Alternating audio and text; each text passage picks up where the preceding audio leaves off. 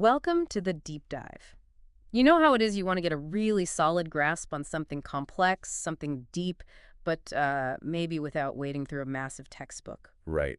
Information overload is real. Exactly. And that's what we're doing today. We're diving into Carl Jung's The Red Book, Mm. trying to, pull out the core ideas and why it's such a fascinating piece of work, but keep it engaging. Absolutely. We're really getting into Jung's very, very personal work, Liber Novus, or as most people know it, the Red Book. And our source material for this. We're using excerpts from the Reader's Edition. It's great because it pulls together bits from Jung's earlier Black books, which were kind of the precursor, plus the actual calligraphic manuscript, and lots of useful notes and scholarly commentary. And commentary about the book's creation, too, right? Sort of meta. Exactly. It reflects on how it came to be and its significance, which is really helpful. Okay, so our mission today: understand where the Red Book came from, why Jung felt compelled to create it, who these figures are that pop up, the main themes, and crucially, how this super private project connects to his public work in psychology. Yeah, it's like a unique window into his thinking during a really intense time of change for him, personally and intellectually. Okay, let's get into it. Where does this whole journey begin for Jung? Well, it really kicks off with Jung feeling increasingly, let's say, dissatisfied with the standard psychiatric methods of the time. Purely experimental statistical stuff. He felt it was missing something. Yeah, like it wasn't capturing the full depth of the psyche. We see him starting to use hypnosis more, presenting demonstrations at the Berkeley Clinic. It signals a shift towards more direct personal engagement. And he started seeing the clinical encounter itself as a research method, not just treatment, learning from the patient's experience. Precisely. Around the same time, Bleuler introduced psychoanalysis there, which led to those early letters between Jung and Freud. Ah, the Freud connection. Now, a lot of people think Jung's work starts with Freud, but the source material pushes back on that, doesn't it? It does, strongly. It talks about the Freudocentric legend, this idea that Freud was the main source. Jung himself really resisted that narrative. He felt his ideas had their own roots. Definitely. While the relationship was important initially, Jung's path branched off quite distinctly. It wasn't just an offshoot of Freud's thinking. Okay, so he's feeling this pull away from the purely scientific. What actually triggers this deep dive, this self-exploration that leads to the Black Books and eventually the Red Book?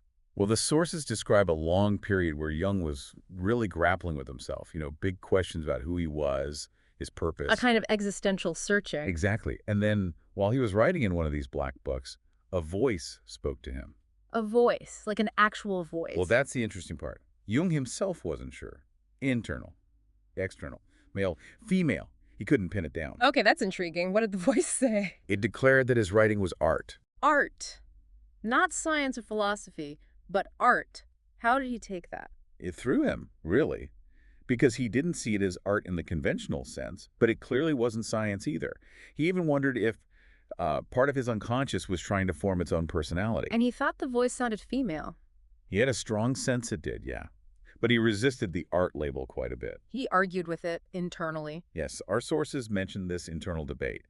But despite his reservations, he kept writing. It shows how much he was struggling to understand what was actually emerging from within him. So he keeps writing, grappling with this voice, and then figures start to emerge in his inner world, like Philemon. Yes, Philemon is absolutely key. He shows up during this period of intense self-examination. The source describes him as pagan with this sort of Egypto-Hellenic Gnostic vibe. And Philemon's role was significant. Hugely. He was crucial in helping Jung grasp what he termed psychic objectivity and the, quote, reality of the psyche. Psychic objectivity. Okay, what does that mean in practical terms? Basically, Philemon helped Jung see that the stuff coming up from his unconscious, the images, the feelings, the thoughts, weren't just random personal stuff. They had a life of their own. Kind of, yeah. An independent existence, almost like observing something outside himself. Philemon represented, for Jung, a kind of superior insight. So the unconscious wasn't just a bin for repressed memories, but almost another reality, offering wisdom. Exactly. It had its own objective reality, separate from his conscious ego.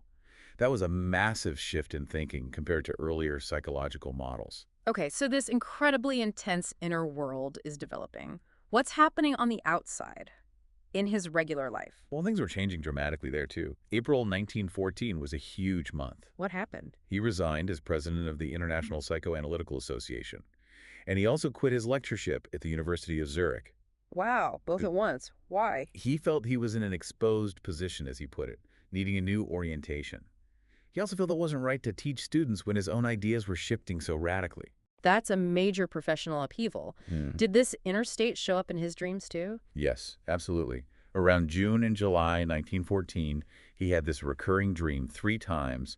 He was abroad, had to rush home by ship, and then felt this intense icy cold. Sounds like anxiety, maybe needing to feel grounded. It strongly suggests that, yeah, a deep inner anxiety and a need for stability while he was exploring these really deep waters internally. It's amazing he could manage this inner intensity while keeping up appearances externally. That's a really key point. If you look at the official records, association minutes, his letters from that time, there's no hint of this massive inner journey. He just carried on. Carried on with military service, professional duties, family life during the day, and then dedicated his evenings to this intense self-exploration. Living in two worlds. He actually said his family and job were like a guarantee he was normal. Yes, a joyful reality and a guarantee that I was normal and really existed. That external structure was absolutely vital. An anchor. He needed that connection, didn't he? Absolutely. And it's interesting, he wasn't totally isolated in exploring these kinds of inner realms through creativity. Oh. Others in his circle were doing similar things. Yeah, the source mentions a real interest in art and painting among his close associates then. Alphonse Mater, for example, was working on the artist Ferdinand Hodler and also had his own series of visions. And Jung's reaction was, "What, you too?" Exactly. It suggests this kind of thing was maybe more common, if private, in that circle. Hans Schmid was exploring creatively, Sabine Spielrein too. And people like Tony Wolff, Emma Jung. Yes, Tony Wolff was central, and Emma Jung was an analyst herself, deeply involved. Moltzer was even encouraging patients like Fanny Bowditch-Katz to create personal books with pictures and writing. Very similar to the Red Book concept itself. Very much so. There was this sort of undercurrent exploring the unconscious through creative means. There's also that weird story about his kids, right? His son's drawing, the daughter seeing spooks. Ah, yes, that's fascinating. His son Eric drew a fisherman and an angel. Then his daughters felt spooked, saw things. And that very night, Jung started writing the Sermons to the Dead. And he felt writing it calmed things down in the house. He reflected later that it seemed to resolve the disturbances. It suggests this really profound, maybe mysterious link between his inner work and what was happening externally in his family. Makes you wonder about those connections. Definitely. Okay, jump forward to 1917. He publishes The Psychology of the Unconscious Processes. This feels like a bridge connecting the private stuff to his public work. A crucial bridge, yes. In that book, he argued that the psychological chaos of World War I had really pushed the unconscious to the surface for everyone. He saw a link between individual psychology and collective events. A deep link. He suggested that real individual transformation was actually necessary for wider cultural renewal.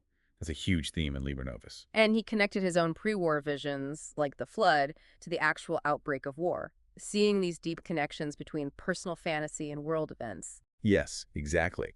It led him to think that once you go through the personal unconscious, you hit these mythological fantasies Coming from where? from what he called the phylogenetic layer, the collective, superpersonal unconscious. Think shared, inherited human patterns. And his point was you need to differentiate yourself, your I, from that collective layer. Precisely. And the way to do that was to make the unconscious visible, to engage with it actively. But not just dive in unprepared. No, absolutely not. Yeah. He stressed the need to be grounded first. Fulfill your duties. Be a vitally living member of society.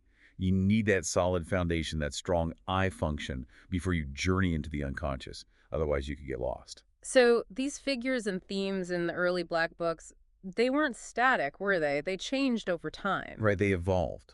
Yeah. As he went deeper in the later Black books, the figures transformed, coalesced.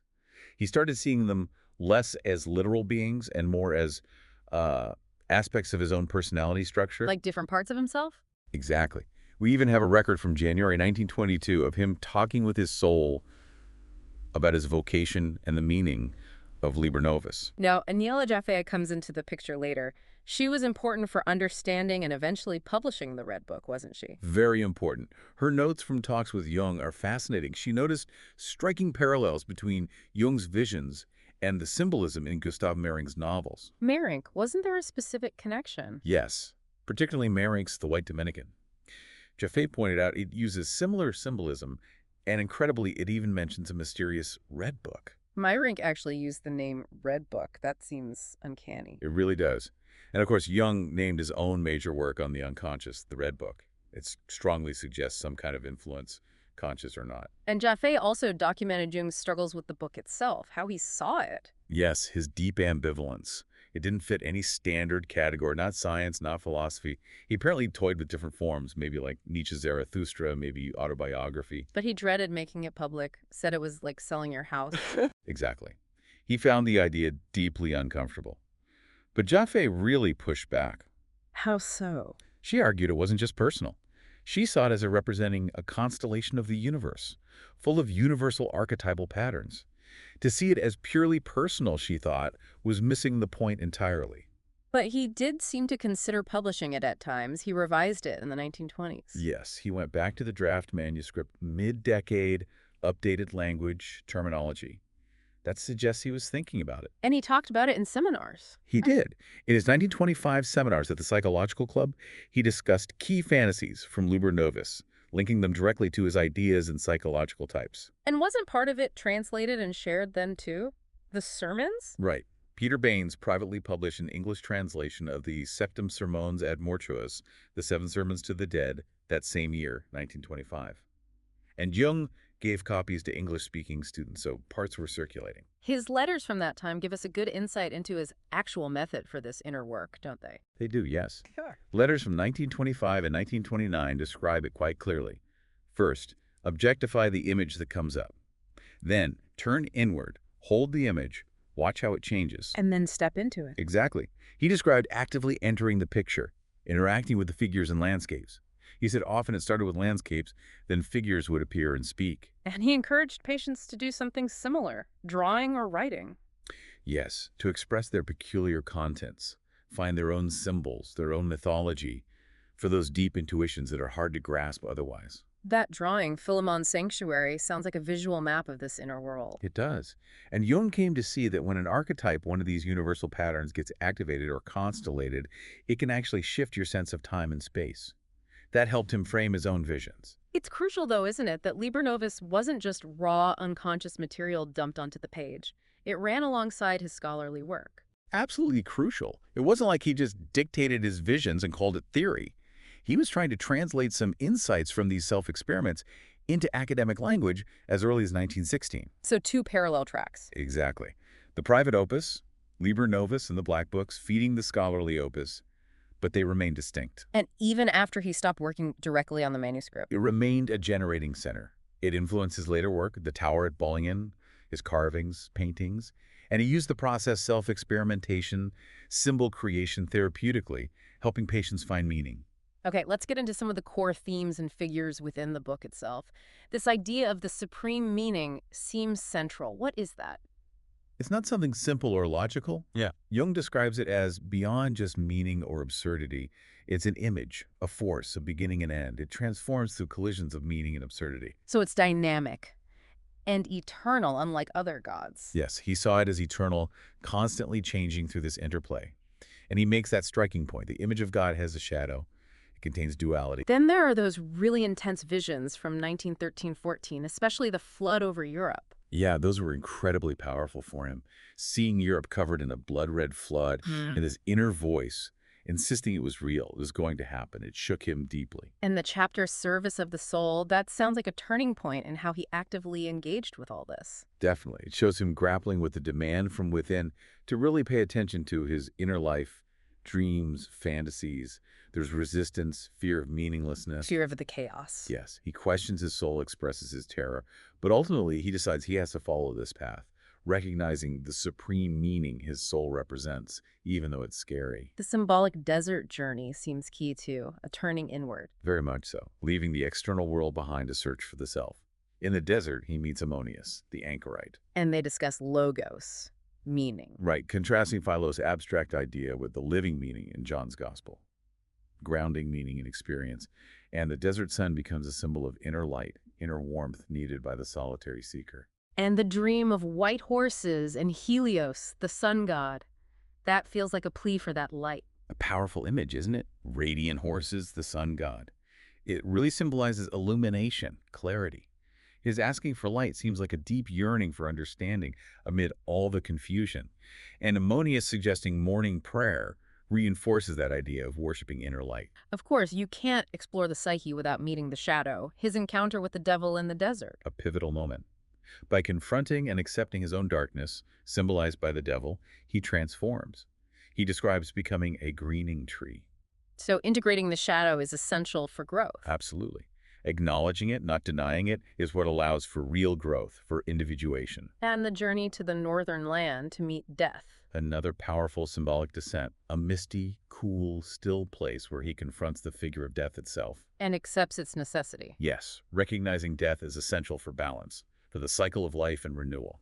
Accepting mortality is a key part of the work. What about the red one and the monk traveling together? They seem like opposites forced together. They really illustrate that need to encounter and somehow integrate conflicting parts of ourselves.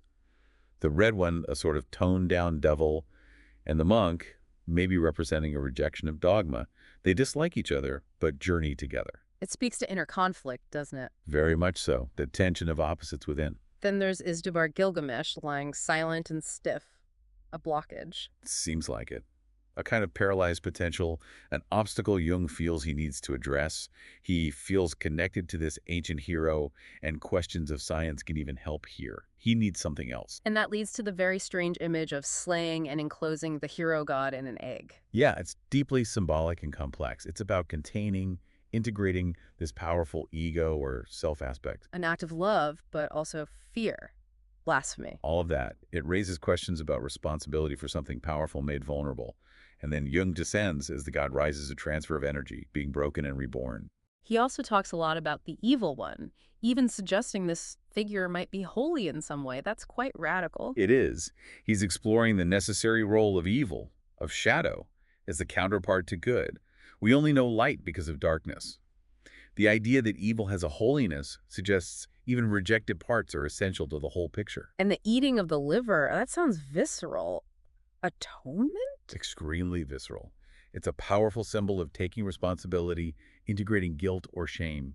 The revulsion highlights how difficult genuine self-reconciliation can be. He also mentions Nietzsche briefly, the idea that some people need inferiority, not superiority. Yeah, that challenges the common assumption, doesn't it? Suggests that for some, embracing inferiority might be a more authentic path to self-understanding. And the need to return to simple life when thinking gets too complex. Right. Grounding yourself. He stresses descending into the opposite seriousness to laughter, suffering to cheerfulness, to find balance and get beyond the ego's limits. Then there's that confusing encounter with the professor in what seems like a madhouse. That really makes you question reality. It's deliberately disorienting, blurs the lines between sane and mad, forcing the reader, along with the narrator, to examine their own perceptions. But then the fool appears, claiming to be the savior, followed by that amazing vision of the sunrise. Hope. Despite the fool's claim, that vision of the sun rising, full of evolving symbols, a cross with a serpent, bull, ass, finally resolving into a peaceful dawn, it signifies transformation, a new consciousness emerging. The silence afterwards feels profound. And the idea of the anointed of this time being born in spirit, not flesh, a new kind of divinity. Points towards more internalized psychological understanding, arising from the human spirit itself, and the law of love, embracing the lowest parts of the self that's radically inclusive. He also stresses the value of doubt, not as weakness, but strength. Yes, reframing doubt as essential for growth, a sign of intellectual honesty. Being able to bear doubt is presented as a real strength, a veritable flower of life. Even small encounters seem meaningful, like the librarian's cook. They often serve as reminders that insight can come from unexpected places. Question appearances. The conversation with his soul about magic is fascinating, contrasting it with reason. Magic represents what's beyond rational grasp. The soul pushes him to move beyond science, embrace the unknown power in magic. Accepting the symbolic black rod means engaging with that darker unknown potential. And the solitary, rejecting the idea of saving the masses, individual responsibility again. Very much so. Each person has their own path. It cautions against trying to impose salvation on others. The phrase, "the way leads through the crucified," sounds challenging. Accepting the lowest. It suggests growth involves confronting suffering, limitations, the lowest parts of ourselves, symbolized by the poverty of the Last Supper. It's difficult, but presented as necessary. And Philemon saying there's nothing for you to understand about magic. Right. It hits the limits of intellect. Magic is experiential, intuited, not analyzed. Philemon as a teacher of the dead, what does that signify? The dead could be past aspects, the unconscious, parts of ourselves yearning for connection, the sounds of life. Philemon bridges conscious and unconscious, acknowledging the shadow of humanity. What about the journey with the polished steel and the serpents? The steel might be sharpened awareness. His fondness for serpents shows growing acceptance of instinct, unconscious wisdom. Enchanting the serpent with music suggests harmony, integration. And the talk about the absolute versus life's restlessness, stillness versus change. Exactly. The absolute is unchanging perfection. Life is flux. The soul's restlessness reflects the psyche's dynamic nature, contrasting with the static absolute. The Kabiri and building the Iron Tower self-mastery. A hard-won self-mastery, yes. The tower, built with difficult elements, symbolizes resilience achieved by integrating challenging aspects. It's an irreversible interchange. The encounters in the afterlife, like with the murderer, suggest unresolved issues persist. Yeah, it implies that psychological patterns, the shadow, can linger even beyond life, stressing the importance of integration during life. Salome represents desire, eros, doesn't she? And the tension with individual fate. Yes, the dialogues explore that tension between eros, connection, desire, and logos, reason, and the need to balance them. Plus, taking responsibility for one's own fate, not another's. And the dwarf biles riddles. Cryptic, but profound. They point to interconnectedness, the unity of opposites. The crown's message, love never ends, is powerful. The soul's monstrous sun seems like a warning about negativity from the inner world. A potent symbol of destructive forces that can arise from the unconscious. A reminder to stay vigilant, integrate darkness. The pregnant man wanting release speaks to transcendence. That yearning for the eternal? Yes. His cryptic words about presence and absence highlight the mysteries beyond our grasp. Shutting the bronze doors after midwifing the god, then returning to the giddy and pitiful self that sounds like a necessary grounding. A return to earth, maybe. Closing off the overwhelming unconscious forces. A return to a more realistic, maybe humbled, sense of self, aware of limitations, and recognizing the need for ongoing work, the opus. His later interpretation of the Lonely House dream as the anima complaining, that shows his evolving thought. Yes, realizing the anima isn't just fantasy, but a vital aspect with its own reality. Key for integration. Our chameleon nature needing rebirth, the need for constant adaptation. Emphasizes that need to shed old patterns, like a chameleon, but also the fear of change, of losing familiar ground. Referencing Gilgamesh shows his deep engagement with myth, doesn't it? Absolutely.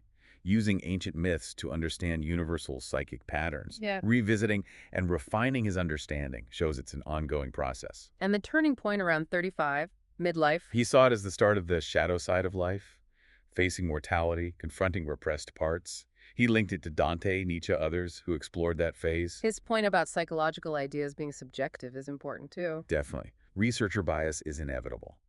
The need for self-awareness when studying the mind is critical. And earlier ideas like introversion of the libido and the perspective function of dreams. Introversion of libido, turning energy inward for self-reflection, key for individuation. Perspective function dreams pointing to future potential, not just past issues, both important building blocks. The image of him arguing with himself about God, throwing it into the anima, that's very Jungian. It shows his internal struggle with big spiritual questions, and how he explored them through his psychological framework, personifying them. And the divine child archetype, uniting opposites. Yes, representing the potential for wholeness, emerging from the interplay of conscious and unconscious, foreshadowing the integrated self. The theme of divine madness connects his experience to historical ideas of inspiration. Right, referencing Socrates, Plato, Erasmus, linking his inner explorations to a tradition recognizing non-rational states as sources of creativity and insight. His initial idea of being a hero, then the dream saying the hero must be killed. Ego deflation. Suggests the danger of inflation, the need to relinquish a heroic self-image for a more balanced, realistic one. Killing the hero moves beyond ego ambition. Christ's descent into hell as integrating the collective unconscious, a psychological reframing. Exactly. Seeing the descent into the inner hell, not as something bad, but a necessary step towards wholeness. Elijah and Salome as logos and eros, reason and relating. A key framework. Logos as discrimination, intellect. Eros as connection, feeling. Understanding their interplay is central to his psychology. The tower symbol echoing his Bullenden Tower and the pact with the serpent, more layers. Tower as individuation, retreat. Serpent is connection to instinct, unconscious wisdom, rich symbols from his inner world. The harsh self-criticism in the text shows the difficulty of facing the shadow. He's brutally honest about his flaws. It underscores how uncomfortable but essential true self-reflection is. The fiery worm god emerging signifies a radical shift in his idea of the divine. A departure from comforting notions.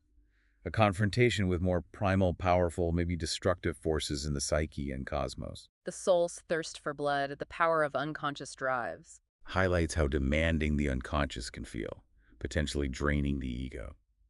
Powerful forces at play.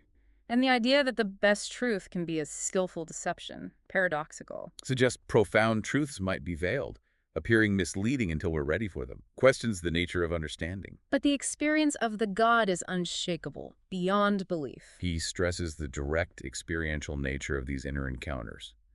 Beyond intellect, beyond belief systems, potentially challenging reason itself. And serving the self as divine service reframes individuation. Makes the personal quest for wholeness sacred.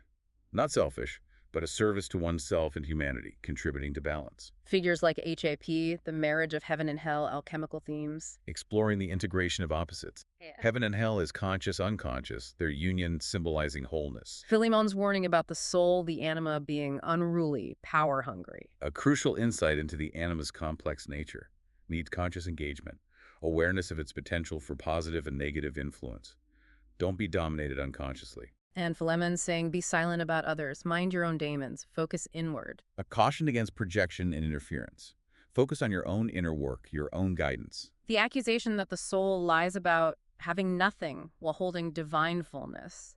Ego versus unconscious again. Shows that tension. The unconscious holds vast resources the ego might not recognize, leading to dependence and resistance. The soul demanding honor for humankind highlights interconnectedness. Emphasizes empathy, connection to the shared human experience, remembering sacrifices. Philemon teaching the dead about a God known directly, not through belief, reflects a shift towards experiential spirituality. Addressing a crisis of faith, offering a path based on inner experience, not dogma or authority. Abraxas, the complex figure embodying creation and destruction. Represents totality beyond good-devil dualities. The full spectrum of cosmic forces, interconnectedness. And many gods influencing humanity reflects psychic complexity. Suggests the psyche isn't monolithic, but a landscape of diverse archetypal forces, each with influence. The white bird and the serpent symbolizing different psychic aspects. Bird as higher thought, clarity. Serpent is instinct, earth wisdom. Both essential, different roles in individuation.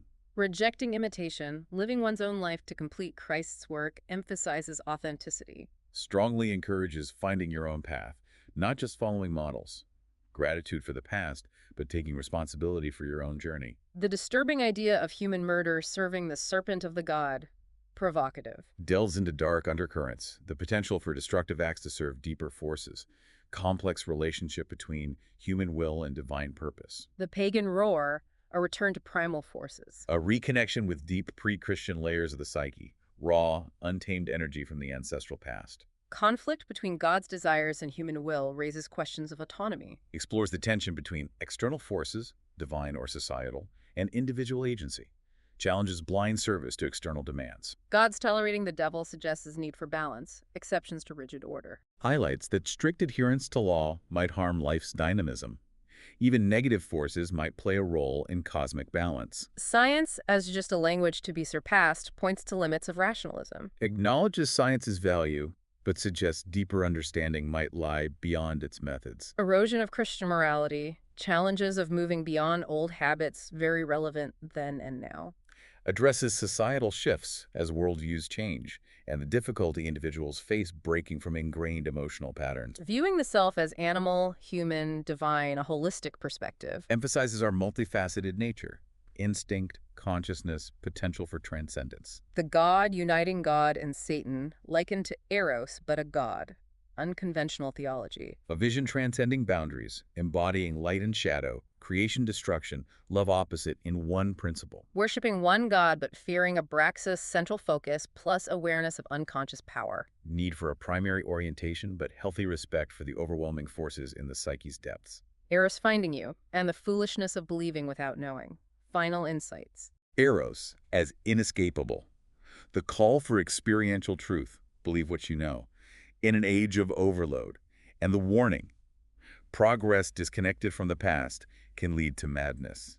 Need for context. So, wrapping this up, our deep dive into Jung's Red Book really shows an extraordinary transformative period for him. We've seen that shift from pure science, the emergence of figures like Philemon. His courageous dive into the unconscious, the visions, the dialogues, and how this intensely personal mythology developed right alongside his academic work. Yeah, it's such a unique window into how his groundbreaking psychology formed. You see, it wasn't just abstract theory, was it? It came from this deeply lived inner experience. Absolutely. Understanding these origins in the Red Book really adds a whole layer of richness to appreciating his later work. You get these incredible insights into the unconscious individuation. And just the sheer guts it took to explore those depths, right? Definitely. It leaves you wondering, doesn't it? How his willingness to face the chaos, the irrational within himself, led to insights that still resonate so much today. And maybe makes you think, what red book, what unexplored inner territory might be waiting within each of us?